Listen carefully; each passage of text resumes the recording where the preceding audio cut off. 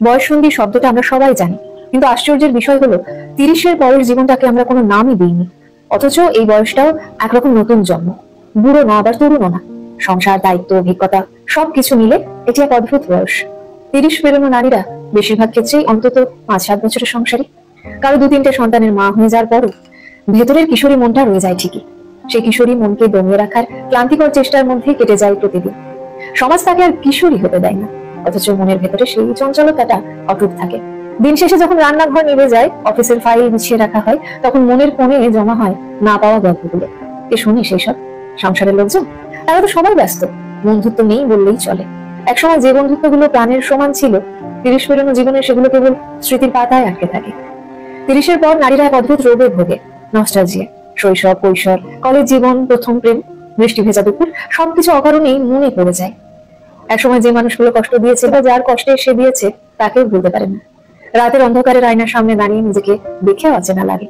চুল পড়ে গেছে, মুখে বলি রেখা, শরীরে মেদ, সব মিলিয়ে এক সময়কার মেদহীন সুন্দরী শরীরটা কেবল স্মৃতিতে রয়ে যায়। হয়তো এই কারণেই অনেকে সাজগোজে, শাড়ি গয়নায় নিজেকে লুকোতে চায়। এটা আত্মপ্রেম নয়, বরং বিষণ্ণতা ঢাকার উপায়। 30 পেরোনো নারীরা হঠাৎ প্রেমে পড়তে চায় না, তারা আসলে চায় একজন শ্রোতা, যে কোনো জাজমেন্ট ছাড়াই সব কথা শুনবে। সংসারে থাকা মানুষটিকেই আবার নতুন করে পেতে চায়। চোখের তারা হয়ে থাকার স্বাদ আবার জাগে, কিন্তু বাস্তবতা খানে খানে বলে দেয় সবকিছু আগের মতো হয় না। এই বয়সে বাবা মায়ের অভাব সবচেয়ে বেশি অনুভূত হয়। যাদের মা বাবা বেঁচে আছেন তারাও চান না মেয়েটা অতিরিক্ত অধিকার খাটা, অথচ ভেতরে ভেতরে মেয়ে হয়ে যতটুকু আদর পেতে ইচ্ছা করে তার বলা হয়ে ওঠে না। নিজের সন্তানদের আঁকড়ে ধরে সে অন্যরকম সমাজের স্বপ্ন বুনে চলে। 30 পেরোনো কোনো নারী যদি অবিবাহিতা হয়, সন্তান না থাকে কিংবা ডিভোর্সি হয়, তবে সমাজ তাকে নিয়ে অযথা চিন্তিত হয়ে পড়ে। অথচ যে মেয়েটা সংসার করছে, বাচ্চা সামলাচ্ছে, তার মনের খবর কে রাখে? কে জিজ্ঞেস করে কেমন আছো, আজ তোমাদের ক্লান্ত লাগছে কেন? আজকাল মেয়ে মানে ফাইন্যান্সিয়ালি ইন্ডিপেন্ডেন্ট হওয়ার ডাক, কিন্তু 30 পেরোনো নারী বুঝে যায় শুধু আর্থিক স্বাধীনতা যথেষ্ট নয়। অর্থ থাকলে সময় থাকে না, সময় থাকলে অর্থ থাকে না। তাছাড়া সমাজ তো কখনোই পুরোপুরি স্বাধীনতা দেয় না।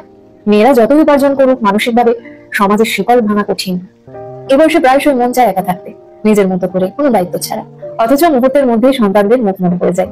মায়ের সবচেয়ে বড় ভয় হলো মৃত্যু, কারণ সন্তানদের ছাড়া চলে যাওয়ার কথা সে ভাবতেই পারে না। 30-এর কাছে এসে মেয়েদের সবুজ মন ধীরে ধীরে নীল হয়ে যায়। যে মেয়ে সামান্য আঘাতেই কেঁদে ফেলতো, সে নিঃশব্দে কান্না করতে শিখে যায়। যে মেয়ে আগে স্বপ্নে ভরা ছিল, সে এখন ব্যালেন্স করতে করতে নিজের স্বপ্নে ভুলে যায়। 2 বা 3 বার সন্তান জন্ম দেওয়ার ধকল শরীরের উপর যে কতটা প্রভাব ফেলে তা সেই বোঝে। মেরুদণ্ডে ইনজেকশন, অস্ত্রোপচারের বাধা সব সহ্য করে রান্নাঘরে দাঁড়িয়ে সন্তান সামলে সংসারের চাকায় সে ঘুরতেই থাকে।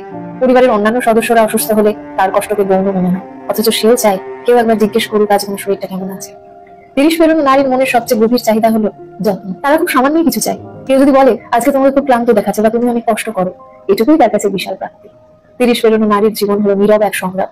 সমাজ তাকে নানা নামে ডাকতে ভালোবাসে, কখনো মা, স্ত্রী, কর্মজীবী নারী, কিন্তু তার ভেতরের মানুষটিকে চেনে কজন? এই বয়সে নারীরা শুধু দায়িত্ব নয়, একটু যত্ন, একটু বোঝাপড়াও প্রাপ্য। আমরা যদি সেটা মনে রাখতে পারি, তবে 30 পেরোনো জীবনের নাম হয়তো একদিন পাওয়া যাবে, আর সেই নাম হবে আত্মিক পরিপূর্ণতার আরেক নাম।